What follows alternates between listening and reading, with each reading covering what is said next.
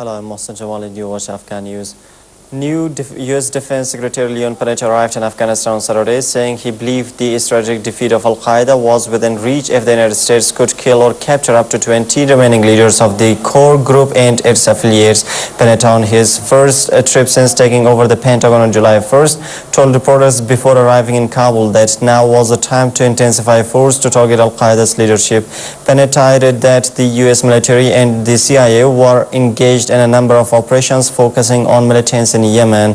Panetta also met with President Hamid Karzai in the presidential palace on Saturday, and both focused on bilateral relation, combating terrorism, security transition, equipment and support of Afghan National Army, and strategic relation between Afghanistan and the United States. Insurgent attacks against Afghan and NATO forces in Afghanistan have started to decline on an annual basis for the first time in up to 5 years, defying predictions by intelligence analyst General David Petraeus said on Saturday. The number of insurgent attacks is one of the key measures used by the military to assess the success or failure of the nearly decade-old war in Afghanistan, the focus of a massive U.S. troop build-up which will start to come home this month.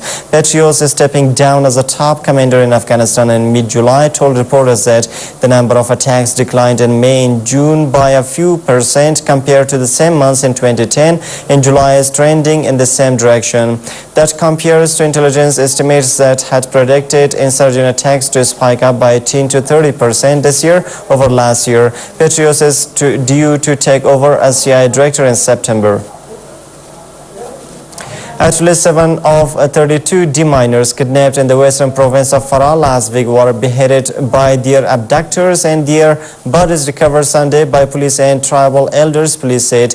Local officials found the bodies. Provincial spokesman Nabiullah Farahi said the 32 members of a private Afghan demining team were ambushed July 6th while driving to a work site in the province. None have been released, Farahi added. No one has claimed responsibility for the kidnapping. Elsewhere, 10 Taliban insurgents were reportedly killed in the southern Uruzgan province on Saturday night when the militants clashed with police. Fazal Ahmad Sherzad, provincial police chief, said, adding that 3 policemen were also wounded in the fight. A spate of attacks across Afghanistan on Sunday killed 3 NATO service members and an Afghan government official. Officials said 2 NATO service members died from a bomb and an insurgent attack in the south, while the third was killed in an insurgent attack in the east, the coalition said in a statement. NATO did not provide further details or the nationalities of the dead. In the northwest, meanwhile, Muhammad Dawood, the chief of Mokur district in Badghis province, was killed by a roadside bomb while driving to his office in what appeared to be a targeted attack. 7 others in the vehicle were wounded, said Sharafuddin Majidi, a provincial government spokesman. No one claimed responsibility for the attack yet. At least 3 people have been killed and another 5 wounded in a blast in the southern province of Kandahar, a police source said on Sunday. The bomb, which was planted near a police checkpoint, went off early on Sunday in the 4th municipal district of Kandahar. As a result, 3 police officers were killed and another 2 were wounded. 3 passers-by were also wounded in the explosion, the police source said.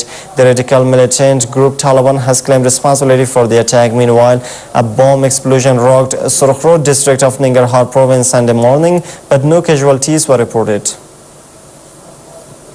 The United States is suspending about 1/3 of its aid to Pakistan's military in the wake of increased tensions between the 2 countries. The New York Times has reported a total of $800 million in aid and equipment could be either suspended or outright cancelled, according to 3 unnamed U.S. officials quoted by the newspaper on Saturday. Pakistan currently receives more than $2 billion in military aid from the United States every year. U.S. officials told the newspaper the aid and equipment supply could be resumed if relations improve and Pakistan takes more action against fighters. About $300 million in U.S. funding is to reimburse Pakistan for deploying more than 100,000 troops along the Afghan border to combat Taliban and other forces. Other funding covers training and military hardware, the report added.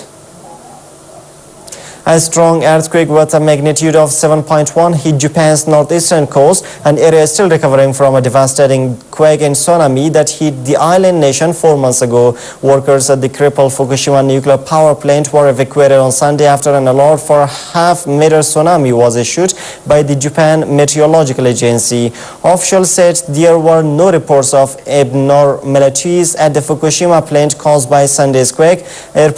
Airports in the area were also functioning normally. There were no immediate reports of injuries or damage from the quake, officials said. Dozens of strong aftershocks have been felt since the March 11th disaster, which measured a 9 magnitude and was the strongest in Japanese history.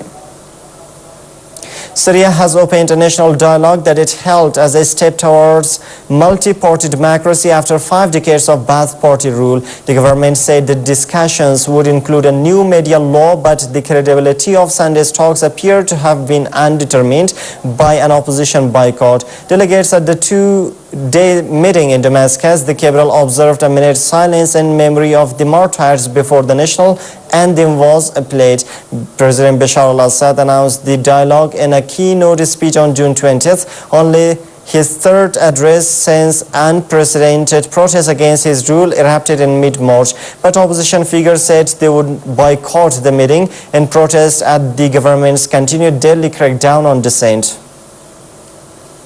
Issam Sharaf, Egyptian Prime Minister, has vowed to sack all police officers accused of killing protesters during the uprising that toppled former President Hosni Mubarak. Egyptians have expressed widespread frustration over the lack of change since Mubarak's February 11th toppling, complaining that although Mubarak and many headed figures under him have lost power, the key elements of his regime remain in the judiciary, the police and the civil service. Sharaf in Cairo's Tahrir Square on Saturday vowed to meet the demands of the protesters, which include an end to military trials of civilians, the dismissal and prosecution of police officers accused of killing protesters, and speedy and transparent trials for former regime. The uprising, which began on January 25th, left 846 people dead and more than 6,000 injured.